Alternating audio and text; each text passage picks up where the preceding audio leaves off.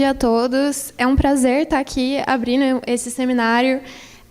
Eu agradeço, primeiramente, a organização do IBRAC por essa oportunidade.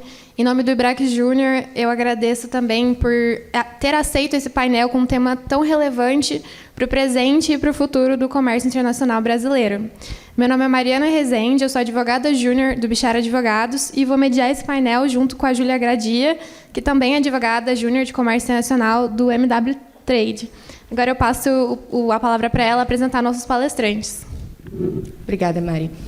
Inicialmente, acho que cabe a nós contextualizar um pouco o nosso seminário, nosso painel do seminário, como foi possível observar praticamente todas as palestras desse evento vão ser a respeito de sustentabilidade. E, por muito tempo, esse tema foi muito teórico, né, nas discussões em relação com o comércio internacional. E, por isso, a gente resolveu trazer um ponto de vista mais prático. Então, organizar um painel que reunisse tanto o setor público quanto o privado e demonstrasse esse equilíbrio, essa busca do Brasil entre uma proteção do meio ambiente, essa busca por sustentabilidade, como a neoindustrialização. Então, por isso, nós temos hoje o secretário Felipe Augusto Machado, que é o secretário adjunto de Desenvolvimento Industrial, Inovação, Comércio e Serviços do MITIC, internacionalista, especialista em Planejamento e Estratégia de Desenvolvimento, mestre em Políticas Públicas e Desenvolvimento e membro de carreira de especialista de Políticas Públicas e Gestão Governamental. Temos também a doutora Carolina Gesley Miller, que é advogada sócia do escritório Bichara Advogados, na área de Direito Aduaneiro e Comércio Internacional, é doutora em Direito Internacional pela USP e mestre em Direito Internacional e Relações Internacionais pela Université Paris II. E temos também o senhor Christian Cecchini, que é engenheiro elétrico com ênfase em eletrotécnica pelo Mackenzie, possui MBA em Energia pela Universidade de São Paulo, em Finanças pelo IBMEC, e cursando especialização na primeira turma de Hidrogênio Verde na Universidade Federal da Bahia. Ele é especialista com 17 anos de atuação na comercialização de energia e atual especialista técnico regulatório na Absolar, que é a associação que lida com energia solar. Então, eu gostaria de passar a palavra para o secretário, que vai iniciar o nosso painel. Obrigada. Bom dia a todos e a todas. Queria começar cumprimentando aí meus colegas de painel e dizer que é uma satisfação estar voltando a esse seminário depois de algum tempo, né? Foram muitos anos de defesa comercial. Eu também sou formado lá no DECOM, tem vários desses, inclusive eu vejo vários por aqui. E também, né, ver várias faces conhecidas aí de muito tempo, de muita interação na defesa comercial, muitos embates também, né? Mas muito aprendizado. Então, é uma satisfação imensa estar aqui presente hoje e para conversar sobre um tema que acho que é sempre bom ouvir a doutora Vera, né? Acho que ela já deu várias provocações que casam bastante também com o que eu estou pretendendo expor aqui na minha apresentação. Eu tenho uma apresentação, né? Não sei se... Pronto. Então, né, o painel que me convidaram foi de sustentabilidade e competitividade, para trazer um pouco da visão e do contexto da Nova Indústria Brasil, que é a volta da política industrial no Brasil, depois de algum tempo em que, né, como foi mencionado, era um palavrão falar de política industrial no Brasil, e agora a gente tem um contexto completamente diferente. Aliás, eu sugiro, né, eu estou apresentando aqui na minha fala uma agenda que passa muito pelo contexto internacional e interno no Brasil, que eu acho que é importante, muitos de vocês sabem, mas é bom a gente colocar todo mundo na mesma página, para a gente entender o que está acontecendo mesmo, para em seguida eu apresentar o que a gente tem como Brasil, como país, de vantagens nessa discussão de comércio e sustentabilidade. E aí, por fim, falar mais especificamente da NIB, das medidas que estão sendo adotadas e das oportunidades que a gente enxerga aí para o futuro próximo.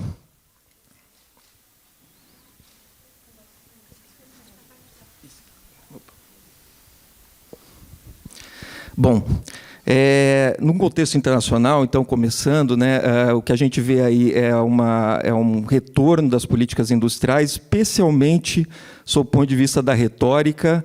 Ali a gente tem um quadrinho com as menções, esse é de um artigo, um paper do FMI, do começo do ano, que mostra as citações, né, em periódicos, em jornais, do termo política industrial, crescendo de forma exponencial nos últimos anos.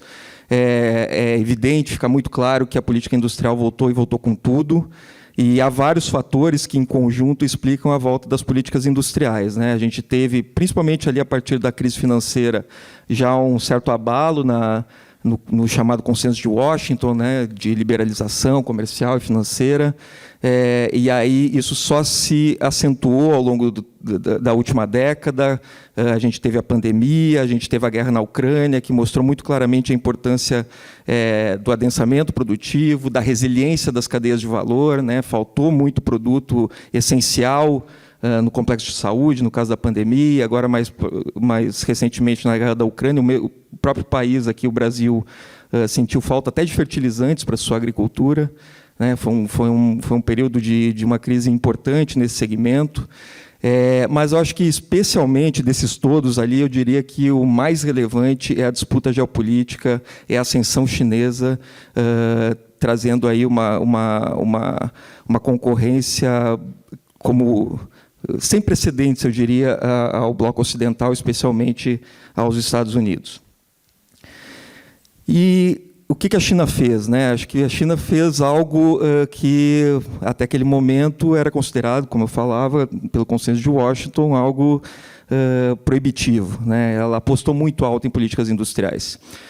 Começou ali por volta de 2005, 2006, mas depois da crise financeira isso ficou cada vez mais forte.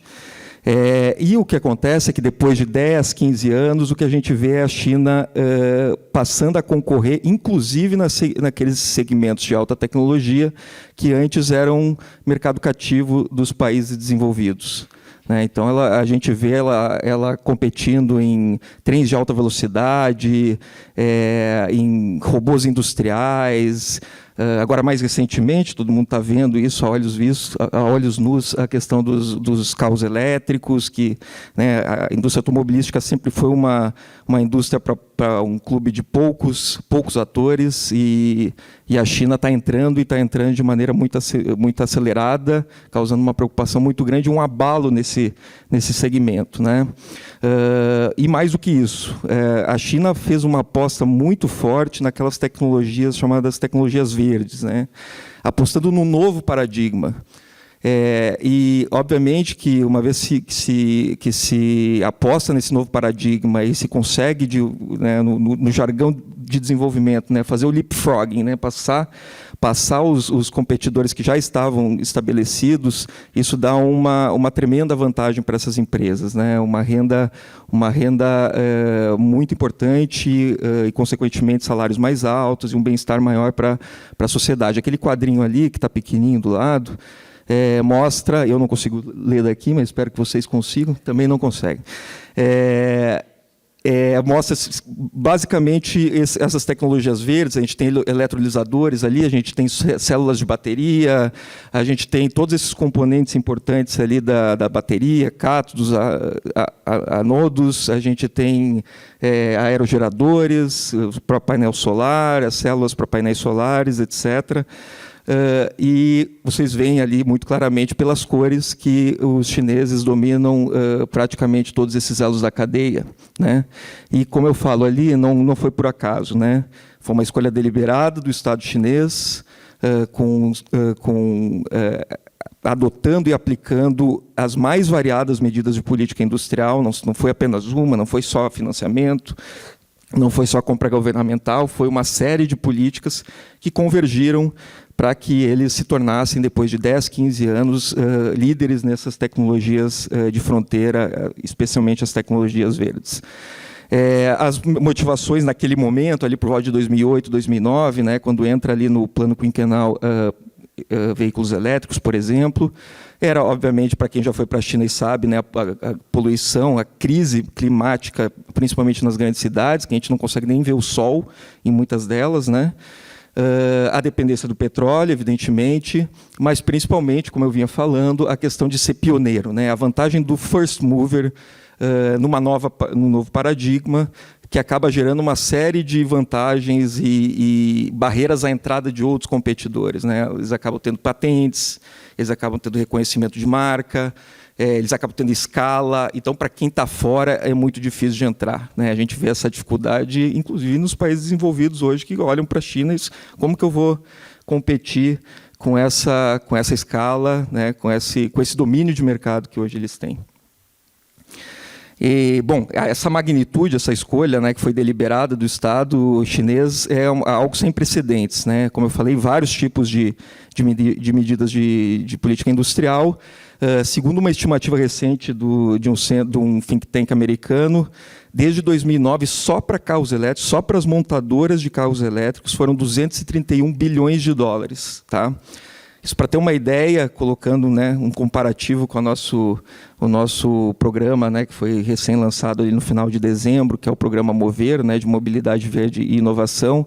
Se a gente anualizar esses valores, são 20 vezes mais recursos do que o Mover. E a gente não está considerando, como eu falo ali, a gente não está considerando outros tipos de medidas que foram também adotadas para esse segmento. E lembrando que o Mover é para todo o segmento de mobilidade, não é só para as montadoras. E ali a gente está falando só de montadoras. Então, é realmente uma comparação absurda, né, que mostra muito claramente o que a gente está falando. E aí, como eu falei, a questão da disputa geopolítica, os Estados Unidos reagiram mais recentemente, né, com esse pacote ali de medidas que também é sem precedentes, no caso americano, pelo menos em termos de valores é sem precedentes.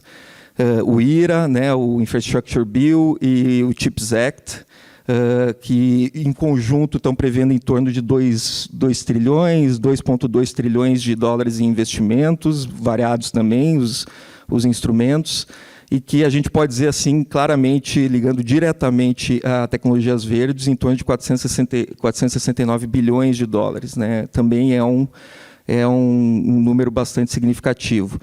Mas não é só China e Estados Unidos, né?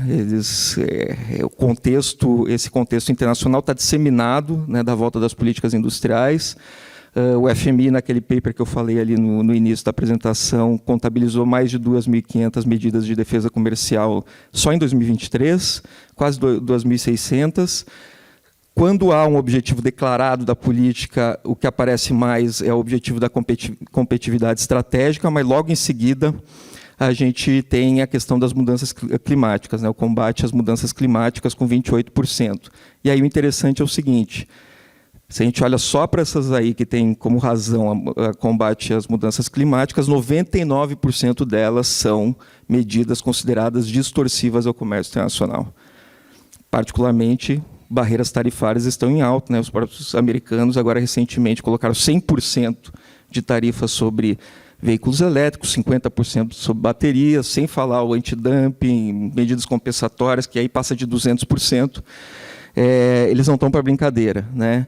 E o que isso tudo mostra? Isso tudo mostra que, na verdade, não há um dilema entre sustentabilidade e industrialização, né? Os países já entenderam que só há possibilidade da sustentabilidade se manter e ser efetivamente um sucesso se houver uma distribuição mais equânime, do ponto de vista da produção industrial dessas tecnologias verdes. Trazendo para o contexto interno do Brasil, o que a gente tem, e eu acho que ficou muito claro para essa administração, né, assim que ela assumiu o poder, é que a gente sofre, né, isso está cada vez mais consensual, né, isso foi a primeira vez que apareceu foi num estudo do IED. O Brasil sofre da mais grave desindustrialização precoce do mundo, né? Foi feito um estudo das 30 maiores potências industriais, que dão mais de 90% da produção industrial do mundo, e o Brasil é o que sofre da mais grave crise. Por quê? O Brasil não chegou a ter um patamar de industrialização tal e durante um tempo adequado que permitisse levantar os salários, a renda da população em geral, para que ela pudesse efetivamente depois partir para uma sociedade pós-industrial. Não foi o suficiente a industrialização que a gente teve. Um outro estudo mostra, por exemplo, que 95% dos países que chegaram à renda alta tiveram pelo menos 18% de emprego na indústria durante algumas décadas. O Brasil sequer chegou a 16%. Um país que normalmente se diz que é um país que não é industrializado, como a Austrália, por exemplo, ela passou de 25% durante mais de 30 anos, entre 45 e 75. Então, vejo que o Brasil ficou muito aquém, do ponto de vista da industrialização, e acabou se desindustrializando muito antes de se tornar rico, né? E aí, não, na nossa visão, de forma não coincidente, a gente vê nas últimas 4 décadas o Brasil tendo muita dificuldade de fazer o chamado catching up, né? De reduzir essa diferença de renda per capita, principalmente em relação aos países desenvolvidos. A gente cresceu menos do que os países com renda similar ao do Brasil, e a gente cresceu muito menos, cresceu menos também do que a média mundial, né? Então a gente está ficando para trás, né? Falling behind. Outros 2 aspectos que isso tudo mostra, né? Que, primeiro, do seu ponto de vista da complexidade econômica, a gente vem perdendo muito ao longo do tempo. Complexidade econômica aqui entendida como a capacidade do Brasil, de qualquer país, de produzir produtos que poucos outros países conseguem produzir, né, que é um indicador que foi desenvolvido agora recentemente, não tão recente assim, mais de 10 anos atrás, mas que tem sido bastante utilizado como indicador ligado ao desenvolvimento econômico. O Brasil já chegou a ter, no início da série, ali em 95, já ser 25ª, né, 25ª economia mais complexa. Agora a gente está na posição 70 e sempre caindo ao longo desse tempo, né? E aí outro aspecto que isso tudo mostra é a nossa imensa dificuldade de gerar salários mais elevados. Ali no quadrinho, que também está pequeno, infelizmente, a gente vê ali na barrinha mais escura, desde 2005 até agora, a gente passou ali por boom, a gente passou por boom das commodities, a gente passou por crise econômica, a gente passou por recuperação depois da crise econômica, não importa. A gente não consegue gerar empregos com salários maiores do que 2 salários mínimos. É uma coisa impressionante, é estrutural, entra governo, sai governo, a gente não consegue mudar essa realidade, e isso diz muito sobre o nosso modelo de desenvolvimento de longo prazo. Trazendo para as vantagens internas relacionadas à sustentabilidade, né? Eu vou falar aqui, é lugar comum, todo mundo cita, mas isso é muito importante a gente ter em mente para poder estabelecer uma estratégia que seja condizente com isso. O Brasil tem a maior biodiversidade do mundo, recursos hídricos abundantes, o litoral é extenso, né, o que facilita a questão toda de eólica, de geração de energia eólica, o território é grande, tem uma boa incidência solar, nós temos bons depósitos de minerais, né, considerados críticos ou estratégicos para essa transição energética. A gente tem um mercado, por fim, um mercado interno bastante significativo. Mas não é só a vantagem natural que a gente tem também tem vantagens construídas, né? Política pública de décadas, por exemplo, a do Proálcool, que hoje faz, né, com as suas continuações desde então, faz com que o Brasil seja um grande, o segundo maior produtor, às vezes até o primeiro maior produtor de biocombustíveis no mundo. E, além disso, a construção aí de uma série de hidrelétricas que fazem também com que a nossa matriz energética, tanto a matriz energética quanto a matriz elétrica, sejam uma das mais limpas do mundo, né? Acho que eu só vi a da Noruega ser mais limpa do que o Brasil, e entre as maiores economias, dentro do G20, nós temos a matriz elétrica e energética mais limpa. E aí, trazendo para a Nova Indústria Brasil, finalmente, né, a Nova Indústria Brasil ela tem a inovação de ser pautada ou orientada por missões, naquela ideia da Mariana Mazzucato.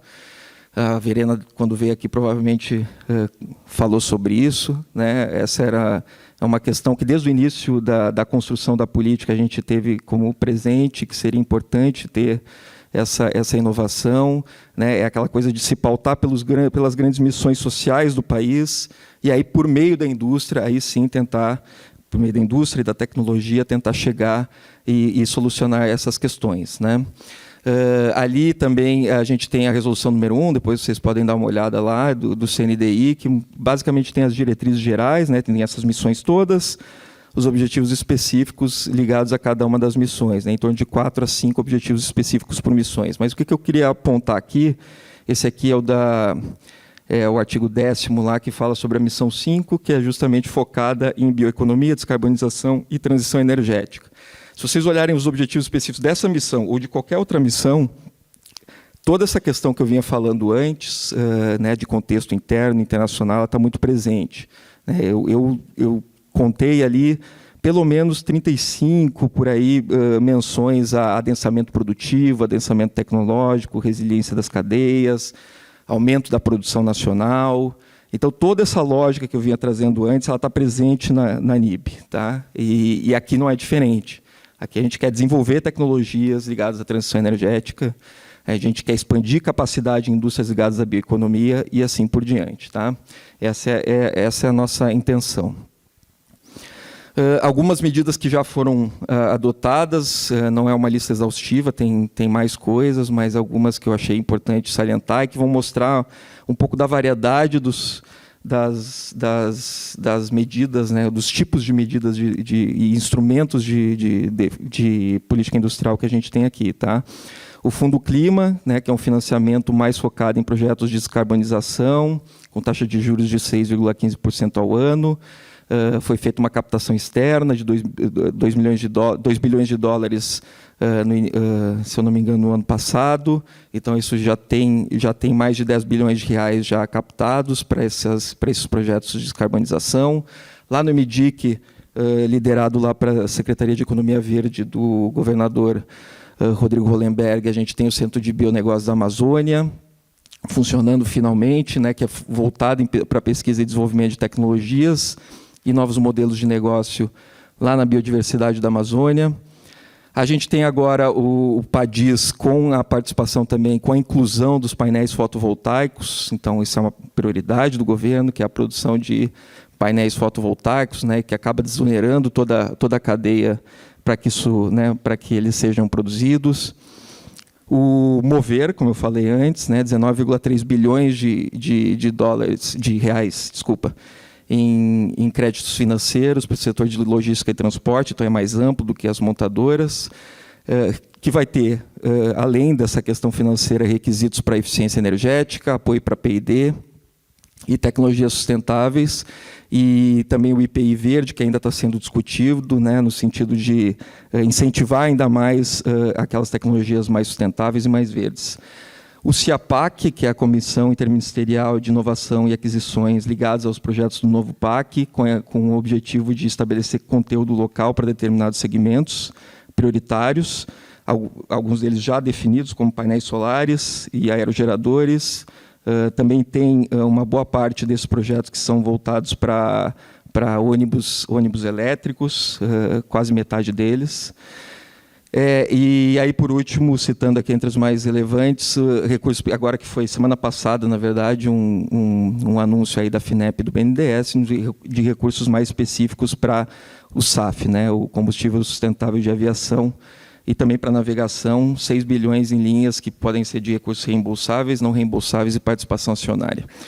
E aí, por último slide, esqueci de passar. Eu queria trazer mais um aspecto aqui de oportunidades, né, para o futuro, né? Já passei pelas medidas que já foram adotadas, mas algumas ideias aqui, acho que conversam muito com tanto que a doutora Vera trouxe e com a ideia aqui do seminário, que, bom, se a gente olhar para o contexto internacional que eu trouxe, para o contexto interno, as vantagens que o Brasil tem, eu acho que o Brasil está totalmente autorizado a pensar grande, a tentar ser líder em nichos industriais ligados à economia verde de uma maneira mais ampla, a bioeconomia, a descarbonização, né? Acho que nós temos todas as condições como país para pensar grande e não ser meramente um consumidor de tecnologias desenvolvidas lá fora. Tá? O primeiro aspecto tem a ver com o fato de que, como eu falei antes, né, hidrelétricas, pró-álcool, na verdade, a nossa sociedade já arcou com custos que outras sociedades não arcaram para tentar limpar sua matriz energética e elétrica. A gente está na frente da maior parte dos países, especialmente dos países mais relevantes em termos industriais. É justo, então, que a gente tenha que competir com produtos importados cujos países nunca se preocuparam em limpar sua matriz? Será que essa externalidade decorrente dos nossos investimentos na descarbonização da nossa matriz, ela não tem que ser contabilizada de alguma forma? E aí vem a questão do CBAM ou de modelos similares, né? A metodologia é uma questão que obviamente precisa ser discutida mais profundamente, mas a ideia, eu acho que ela se encaixa muito bem no caso brasileiro, porque o Brasil está na frente dos outros. Não é justo que as nossas empresas, que já arcaram com esse custo, tenham que competir sem levar isso em consideração. Na Foreign Affairs da semana passada, o Brian Deese, que era conselheiro ali do Biden, já foi assessor do Obama e agora está trabalhando para a Kamala Harris, ele falou, pela primeira vez eu ouvi, pelo menos, os Estados Unidos defender de forma clara uma espécie de CBAM também, né? A gente está acostumado com a União Europeia, mas os próprios americanos já estão falando isso mais abertamente. E interessante é que ele disse, olha, eventualmente dá até para dar um waiver aí para determinado país, desde que ele se comprometa a comprar os nossos produtos, as nossas tecnologias verdes. Bom, aí fica fácil, né? Aliás, o artigo todo ele é sobre um plano Marshall para energia limpa, né? E ali ele diz muito claramente que o papel dos países em desenvolvimento é serem financiados, inclusive com dinheiro americano, para comprar os seus produtos, para comprar os produtos americanos. Esse é o papel dos países em desenvolvimento. É esse o papel que a gente quer? Eu acredito que não deveria ser. Um outro aspecto que eu queria trazer é que, diante dos bons depósitos que a gente tem, né, como eu falei antes, bons depósitos minerais, a gente tem grafite, lítio, a gente tem níquel em boa quantidade, a gente tem terras raras, só que a gente não tem uma política para minerais críticos ou estratégicos que tenha como foco o adensamento produtivo e tecnológico. A gente precisa para ontem isso. Porque, caso contrário, se a gente deixar para a inércia, vai acontecer o que vem acontecendo nos últimos 500 anos nesse país, que é a gente simplesmente tirar esse minério do nosso subsolo e mandar para fora sem beneficiamento. Então, a gente precisa urgentemente discutir essa questão. Isso está sendo movimentado dentro do governo. Existe, a gente sabe, também PLs rolando lá no Congresso a respeito, mas a gente precisa de uma política que pense na cadeia jusante, como a gente vai verticalizar, como a gente vai adensar essas cadeias. E aí tem, né, para quem está acompanhando, o caso da Indonésia, que tem, em alguns aspectos, é muito parecido com o do Brasil. Também é uma democracia, tem o maior depósito de níquel do mundo, o Brasil é o segundo, é o segundo país com maior biodiversidade do mundo, o Brasil é o primeiro, e eles decidiram, na questão do níquel, já que eles têm uma espécie de poder de mercado, decidiram banir as exportações de níquel e, consequentemente, fazer com que esse produto esteja lá disponível para que ele seja beneficiado e seja, né, transformado em produtos de maior valor agregado ligados à transição energética, especialmente baterias, né, e depois veículos elétricos. A União Europeia não gostou nada disso, foi lá e processou os indonésios na OMC, ganhou, mas daí vem aquela questão da OMC, né, Vera? Os indonésios, na mesma hora, fizeram a apelação e aí, pronto, acabou. Acabou a discussão, o próprio presidente, na época, né, o Jokowi, deixou muito claro que pode vir, pode processar, não tem problema, o que a gente quer é mesmo agregar valor e não ser um mero exportador de produtos primários. E, por último, a questão do screening, né, da avaliação de investimentos estrangeiros. Entre as 15 maiores economias do mundo, o Brasil é o único que não tem uma política para isso. Um país do tamanho do Brasil, né, com todas aquelas vantagens naturais que eu falei anteriormente, a gente não tem, né? Mais ainda, se a gente olha para as últimas 3 décadas, mais ou menos, a desnacionalização do nosso parque industrial avançou absurdamente, né? Ela era 6% do PIB, né, o estoque de investimento estrangeiro lá em 95, foi para 42% em 2022. Mas aquele padrão que eu mostrei logo no início da apresentação de a gente não conseguir gerar salários, empregos decentes, com salários mais altos, a gente não conseguir reverter a nossa complexidade econômica que está declinando, tudo isso permaneceu. Quer dizer, o investimento estrangeiro veio. A gente recebe muito investimento estrangeiro. Qual que foi o resultado disso? Será que não é hora da gente começar a discutir a necessidade de, pelo menos em setores prioritários, para a nova indústria Brasil, a gente ter contrapartidas, transferência de tecnologia, desenvolvimento de fornecedores nacionais, joint ventures, como fez durante muito tempo os chineses. Então, fica aqui um pouco dessa reflexão, e ainda nesse ponto, vale a pena ver o último relatório da União Europeia sobre inovação, né, investimento em pesquisa e desenvolvimento, que eles têm lá as 2.500 empresas que mais investem em P&D no mundo, que representam 80% do P&D mundial corporativo, e fica muito claro, as empresas investem em inovação nos seus países de origem. É muito difícil, por mais esforço que seja feito, inclusive a própria China tem dificuldade de fazer isso. Com todo aquele recurso à disposição, com todos aqueles instrumentos de política industrial à disposição, ela não consegue fazer com que, de maneira significativa, né, numa magnitude razoável, fazer com que as empresas multinacionais estrangeiras invistam em inovação no seu próprio território. Então, a questão do capital nacional precisa ser pensada com bastante carinho, porque normalmente a gente olha para os grandes episódios de desenvolvimento recente, como a Coreia do Sul, Taiwan, etc., a maior parte dos casos a gente vê que o capital nacional foi relevante no processo de desenvolvimento. Então era isso, certamente eu passei do meu tempo, me desculpem, mas como eu sou o primeiro, o problema fica para depois. Né? Tchau, tchau. Muito obrigada, secretário, foi ótimo. Eu acho que é muito interessante a gente pontuar essas medidas que já estão sendo tomadas pelo governo brasileiro, justamente para incentivar a competitividade da indústria sustentável no Brasil. E, justamente, o ponto que fica, o desafio que fica, é qual vai ser a estratégia do governo para lidar com essa industrialização. Qual vai ser a imagem e qual vai ser a posição que o Brasil vai tomar frente aos outros países, como o próprio senhor comentou, de que a União Europeia ou os Estados Unidos estão impondo que sejam tomadas decisões de sustentabilidade daqui para frente. Tudo que foi feito no passado não é considerado. Então, a própria legislação de desmatamento, eu acho que tem um painel específico para isso, mas a própria legislação de desmatamento, que considera desmatamento num sentido europeu, não no sentido brasileiro, ou seja, prejudica toda a indústria brasileira que ainda tem a se desenvolver. Então, é interessante que a gente tenha realmente uma concretização de uma estratégia de governo e em relação a unir a questão da competitividade com a sustentabilidade, não deixar uma em função da outra.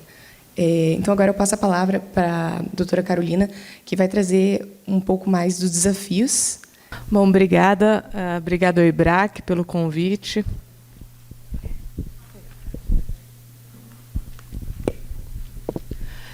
Bom, a gente continuando aí o tema de sustentabilidade. Então, acho que o Felipe já trouxe um pouco, mas aprofundar, né? A gente vê a sustentabilidade retomando. Acho que aqueles que estão muitos anos na área já tiveram várias fases de sustentabilidade é o novo tema, é um tema que vai para frente. Acho que agora a gente vê que realmente está andando, realmente está avançando. Os temas de sustentabilidade está na pauta do comércio internacional. Hoje em dia começou a ser um tema inescapável ao comércio internacional. Acho que é o primeiro ano que o IBRAC tem um seminário com todos os painéis tratando, em alguma medida, de temas relacionados à sustentabilidade. É quase agora um seminário de comércio internacional e sustentabilidade. A gente trouxe aí mais uma palavra. Antes a gente via um painel de vez em quando, a cada 2, 3 anos voltava o tema à pauta. Então, claramente, a gente tem aí um tema que não dá para escapar. Isso vem de uma pressão da sociedade civil, isso vem da adoção de normas no mercado internacional, né? A União Europeia é muito à frente disso, nos Estados Unidos também, a própria China já há muito tempo preocupada, ainda que não seja por meio de barreiras, por meio das políticas industriais, que o Felipe já trouxe, e que trazem os impactos para o Brasil. E daí a gente está falando muito de produtos dependentes de recursos naturais, a gente sofre muitas barreiras nas exportações, e também as questões dos produtos intensivos em energia. A gente está vendo aqui como energia é um tema central da sustentabilidade, né? A matriz energética, as fontes de energia verde. Então, a gente tem esses desafios aí, como o Brasil se adequa a esse novo cenário. Aqui eu trouxe o mesmo gráfico que o Felipe, mas justamente que mostra, né, como política industrial deixou de ser o palavrão, ela vem sendo aplicada pelos países muito intensivamente. O segundo gráfico mostra isso, são medidas somente ao longo de 2023, é um ano de medidas, e a gente tem todo esse volume, com uma aplicação muito maior pelos países desenvolvidos do que pelas economias emergentes. Claro, isso tem muito a ver com a disponibilidade de recursos até, mas a gente vê uma intensidade muito grande das políticas industriais. Essas medidas são apresentadas como políticas industriais, não são mais questões disfarçadas, incentivos, já se coloca, é uma política industrial com o objetivo de desenvolvimento da indústria nacional. Então, realmente, deixou de ser o palavrão que era. E, mais do que isso, a gente vê nessas políticas alguns outros ex-palavrões sendo adotados. A gente vê se falar em conteúdo local, a gente vê se falar em subsídios, a gente se vê falar em uma série de outras coisas que, há uma década atrás, eram absolutamente condenadas e criticadas e mal vistas, né? Até isso decorre também de um enfraquecimento do OMC. O Felipe trouxe bem aí o caso da Indonésia. E daí, detalhando um pouquinho mais, né, o que são essas políticas industriais, o Global Trade Alert tem esse novo observatório, e a gente vê que sustentabilidade entra como a segunda motivação principal para essas políticas, né? Então, a primeira é competitividade estratégica, mas, em segundo lugar, já entra as questões climáticas. E, claro, que nas outras, às vezes, a gente também tem uma série de políticas que têm mais de uma motivação para ser defendidas. A gente tem aí 71% dessas medidas causam desvio de comércio. O Felipe já tinha apresentado o dado de sustentabilidade, a gente vai para 99%. Né? Se estima que isso afete pelo menos 22% do comércio global. E daí, provavelmente, esse número é maior, porque você tem uma dificuldade de mensurar setores afetados. E a gente vê a importância aí de Estados Unidos e China, principalmente, uma Europa também bastante forte na implementação dessas políticas comerciais, políticas industriais, mostrando também esse componente geopolítico, essa disputa entre Estados Unidos e China, entre Europa e China, a resposta, né, à presença chinesa no mercado internacional, mas a gente vê que também outros países não estão tão atrás, e o Brasil não está tão clarinho assim no mapa. A gente também vem aplicando uma série de políticas industriais, uma série de medidas aí para promover a indústria nacional. Os principais medidas que têm sido aplicadas de política industrial são subsídios. O que se tem são complexidades diferentes, aqui falando de subsídios em geral, mas os países mais desenvolvidos tendem a ter financiamentos, medidas mais sofisticadas. As economias emergentes acabam sendo muito incentivos fiscais, que a gente vê, e alterações tarifárias também aparecem aí, e outras barreiras, medidas de defesa comercial, também como medidas importantes aí para proteger as indústrias nacionais. E daí, o que a gente vê das principais políticas industriais sendo aplicadas mundo afora, né? Então, por exemplo, a gente tem o US Inflation Reduction Act, que foi anunciado como um dos principais políticas americanas industriais, com volumes massivos de financiamento, mas destacando muito o desenvolvimento da infraestrutura de geração de energia limpa e fabricação de materiais, de equipamentos e materiais na cadeia. Então, ele tem um foco grande na questão da energia, e daí na indústria relacionada à energia, né? Então, não é só limpar a matriz energética, mas sim desenvolver toda a indústria da cadeia, a indústria de equipamentos. A gente vai falar às vezes até chegar aos minerais, para a elaboração de semicondutores, por exemplo. O Made in China 2025, essa é uma política que já tem quase 10 anos, na verdade, e que vem promovendo o desenvolvimento verde. Acho que o Felipe já tratou um pouquinho disso. Se atribui isso muito à tecnologia que os chineses conseguiram nos veículos elétricos. Então, a gente está vendo agora o reflexo nas importações, mas essa é uma política que já vem sendo aplicada há quase 10 anos e que agora está surtindo efeitos. Então, agora eles estão na vanguarda dessa tecnologia. European Chips Act, a gente fala um pouco de semicondutores aqui. O tema de semicondutores, no geral, não está tão vinculado à questão da sustentabilidade, mas, quando a gente começa a olhar, ele tem a ver com o fato de que a inovação, a tecnologia, ela é um ponto essencial para promover a indústria verde. Todas as políticas industriais têm muito isso, né? É preciso trazer inovação, é preciso trazer tecnologia para conseguir avançar em temas de sustentabilidade, na promoção de uma indústria verde, na transição para uma indústria verde, e ele é relevante de novo para a questão dos painéis solares. A gente tem um programa aí do Japão também de investimentos que trata de semicondutores, trata de veículos elétricos. Estados Unidos também tem um programa para semicondutores, também buscando aí recolocar e trazer de volta para os Estados Unidos essa indústria dos semicondutores que tinha sido internacionalizada ao longo das últimas décadas. E o próprio European Green Deal, a gente pensa muito em deforestation e CBAM quando a gente ouve falar, mas ele também traz políticas industriais, ele traz políticas de desenvolvimento para o desenvolvimento da indústria de equipamentos fotovoltaicos, células combustíveis, eólica, biogás, etc. Então, promover essas indústrias dentro da Europa, toda uma transição, né, de energia para parar de ser dependente de combustíveis fósseis, isso muito vinculado à questão da Rússia, mas também sempre incentivando muito a indústria local para promover essa transição. Então, não é uma transição que vai ser feita a partir de painéis solares chineses, vai ser feita preferencialmente a partir de painéis solares europeus.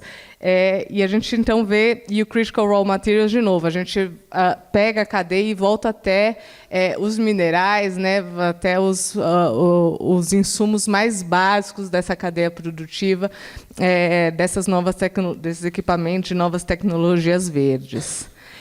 E daí, nesse contexto que a gente tem o desvio de comércio, claro, subsídios cruzados. Esse estudo do FMI ele mostra que a probabilidade de 73% de que um subsídio aplicado pela China, Estados Unidos ou União Europeia seja retaliado com uma medida pelo outro país. Então, a gente vê a União Europeia colocando medidas compensatórias contra os carros elétricos chineses, a gente vê os Estados Unidos elevando tarifas contra uma série de produtos chineses, e a gente vê também a China aplicando aí medidas de defesa comercial. Eles pegaram mais o agro daí, mas também, em retaliação, algumas medidas adotadas. Então, a gente volta a ter esse cenário internacional bastante belicoso e que traz desafios para o Brasil, de um lado, de competir, né, enfim, com uma série de produtos que também acabam chegando no mercado brasileiro, bastante subsidiados, com uma série de incentivos,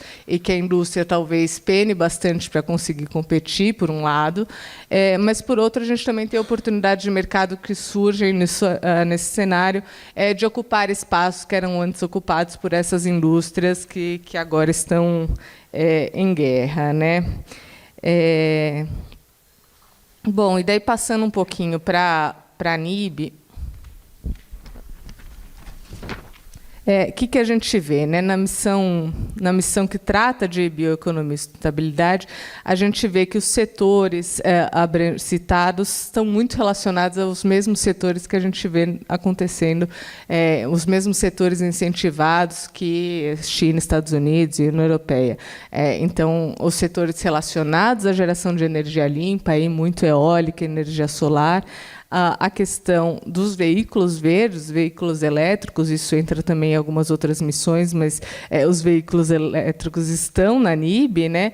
E os semicondutores também, que estão numa missão um pouco diferente, mas a gente vê que tem essa preocupação. O governo brasileiro, acho que bem identificou, né, as principais tendências, e que a gente também precisa tomar algumas iniciativas nesses setores para desenvolver essas indústrias, porque senão a gente tem realmente uma defasagem muito grande aí. Então, a gente tem aí as ações, e daí expressamente citadas na NIB, né, promover nacionalização de produção de equipamentos voltados à geração de energias renováveis, uma parte de contratações públicas, a implantação de energia solar em obras, do Minha Casa Minha Vida, painéis fotovoltaicos e aerogeradores com conteúdo local e margem de preferência no novo PAC. A gente tem um lado de certificações, isso olhando um pouquinho mais para produtos com potencial exportador, e a gente tem um último setor aí abrangido nessa missão de sustentabilidade da NIB, que é o setor de cosméticos, que tem muito a ver com o uso da biodiversidade, que a gente vai falar um pouquinho menos, mas economia circular, etc. Então, são produtos que podem se beneficiar dessa certificação verde, e aqui a gente olha um pouquinho mais para a exportação, ao contrário dos outros, que a gente está sempre olhando para o mercado interno, para promover a indústria nacional, para atender o mercado interno e conseguir competir com os importados, e, por enquanto, a gente ainda tem um baixo potencial exportador nesses setores. E alguns outros programas, então, o Programa Nacional do Hidrogênio, por exemplo, que vai justamente buscar aí novas fontes de energia limpa. E daí das medidas que vêm sendo aplicadas, tratando um pouquinho o que a gente vê, né? A primeira delas são as alterações tarifárias. Eu acho que todo mundo acompanhou, e o Christian vai se aprofundar um pouco mais, mas a gente teve, no começo do ano, a elevação tarifária para os painéis solares.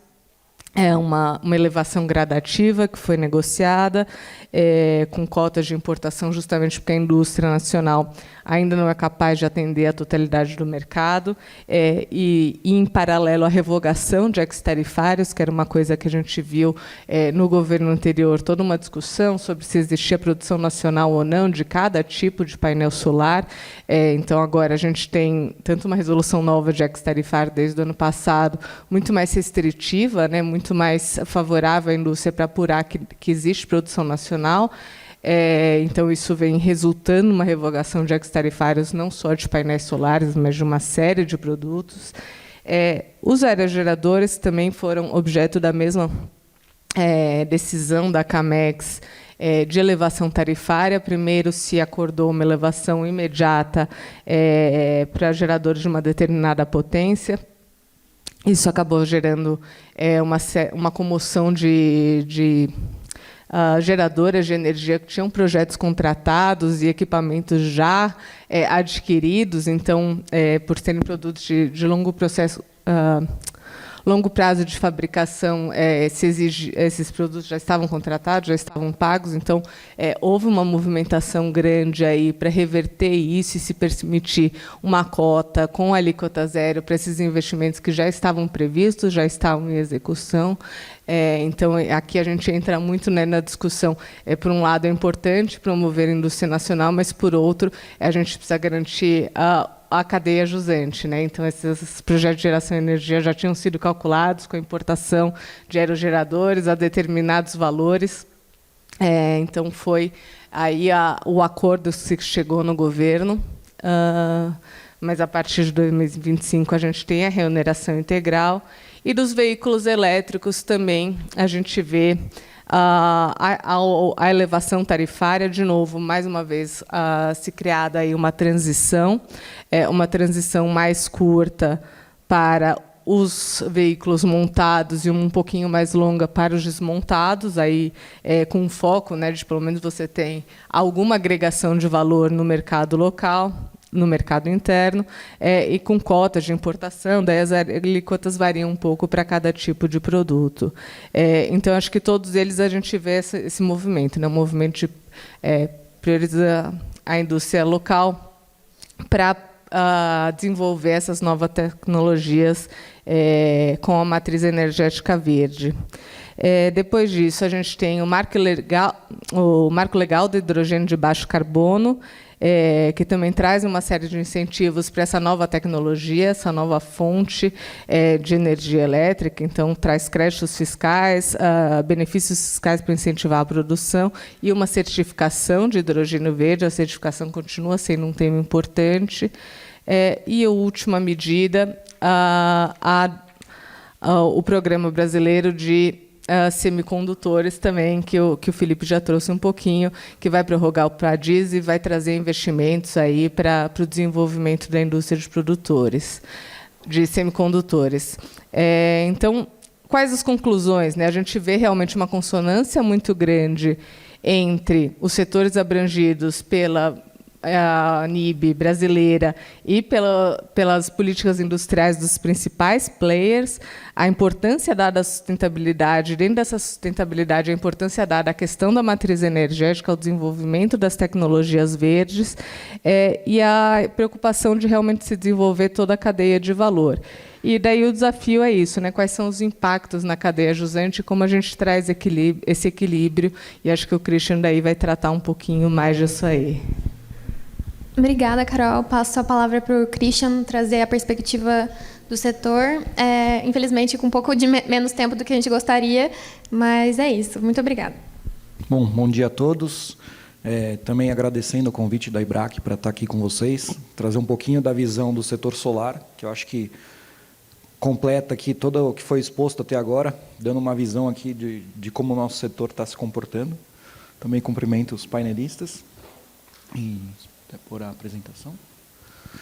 Bom, só um pouquinho da AB Solar, né? A gente tem aproximadamente 600 associados de todo o elo, né, da cadeia do setor solar fotovoltaico, e a partir do ano passado a parte de sistemas de armazenamento e hidrogênio verde.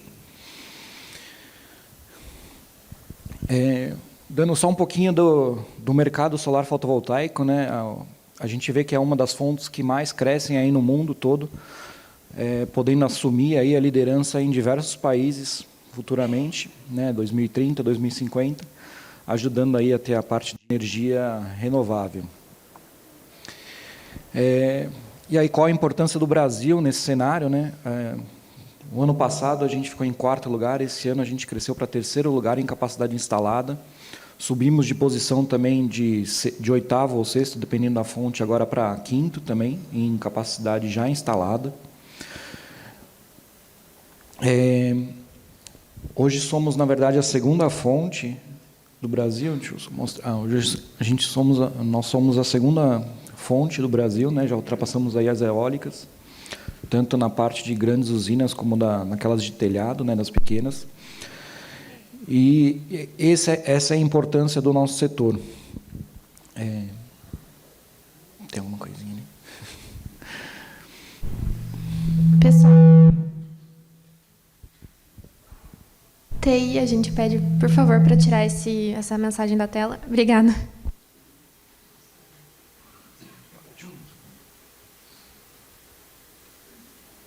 Acho que tem que voltar para a tela que não está funcionando. Aí.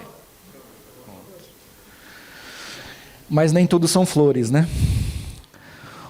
O que a gente vê na transição energética atualmente? A gente vê as fontes renováveis com projetos de lei, já tudo estabelecido, o final dos subsídios, mas a gente vê a parte fóssil ainda com subsídios sem data definida de fim. E aí, só para a gente ter uma noção, a gente fala em descarbonizar, no caso, descarbonizar não seria nem o termo correto, porque a gente precisa do carbono para ter energia renovável, então seria desfossilizar. Mas, para cada R$1 que é dado de subsídio para fontes renováveis, a gente tem 5,6 para fontes fósseis. Então, a gente precisa... o que eu quero mostrar aqui é que a gente precisa alinhar o discurso. Se a gente quer ser um país de fontes renováveis, a gente precisa inverter esse jogo, né? Equilibrar essa balança. Um pouquinho do que o setor já fez para o país, né? Desde 2012, aí, estamos com 12 anos, já trouxe 213 bilhões de investimentos, já gerou mais de 1,3 milhões de empregos, evitou aí a emissão de gases de efeito estufa em 55 milhões de toneladas e já trouxe de arrecadação aos cofres públicos 65 bilhões de reais. Aqui vem a evolução do nosso setor. É um setor bem pujante, né? Você pode ver a exponencial de crescimento. As nossas expectativas aqui até já estão batendo no limite, a gente nem chegou no final do ano, né? Na metade aqui, um pouquinho mais da metade do ano, a gente já está batendo essas projeções.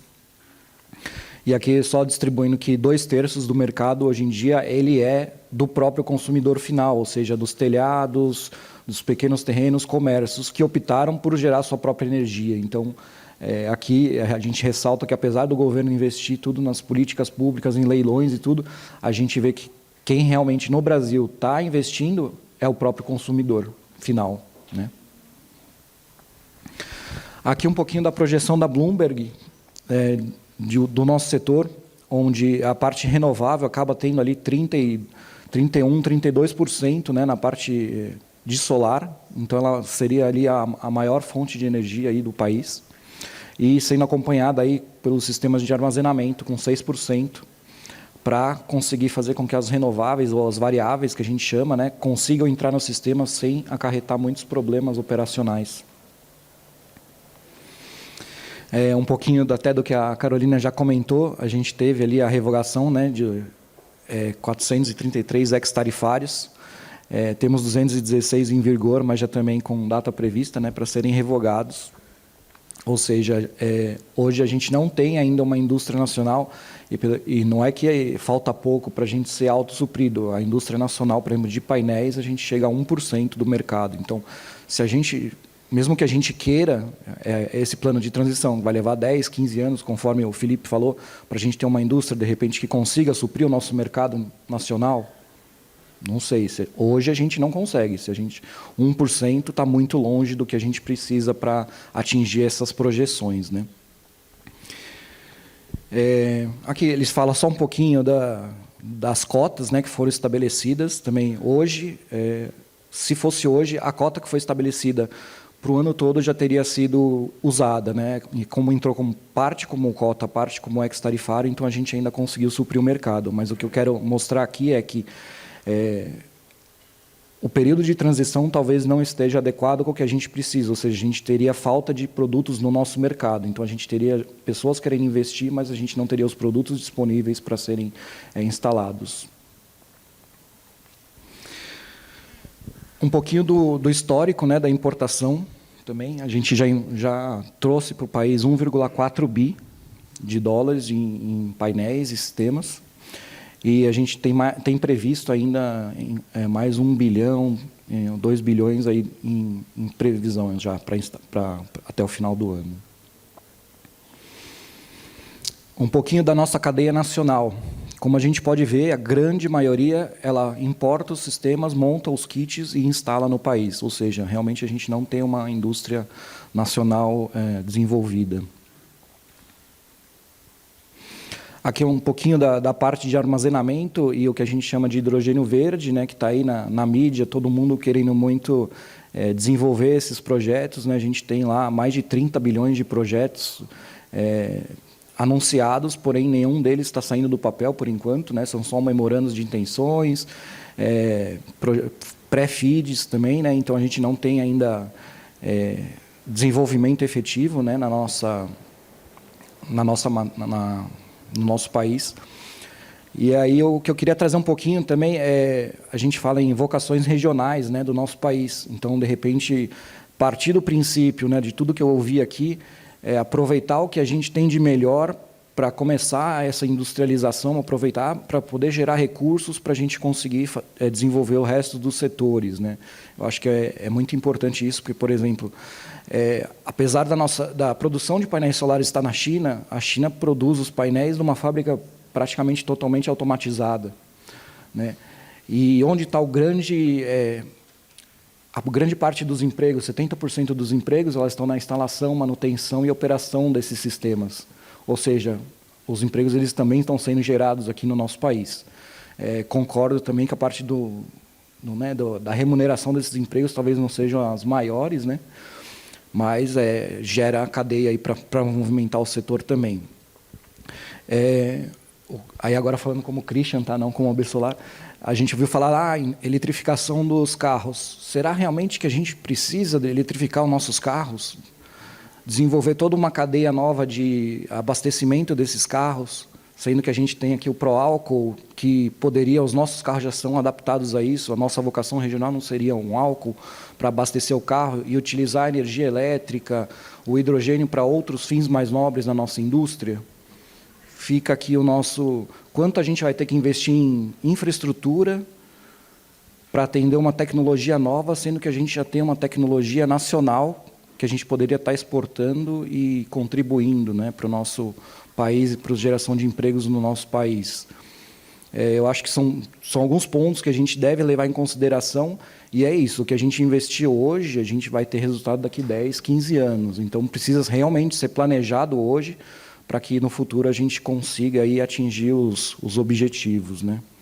Eu falei mais rápido aqui, até para atender o tempo, mas aqui fica a semente plantada aqui para as discussões, né? Acho que é o que vale mais aqui para a gente.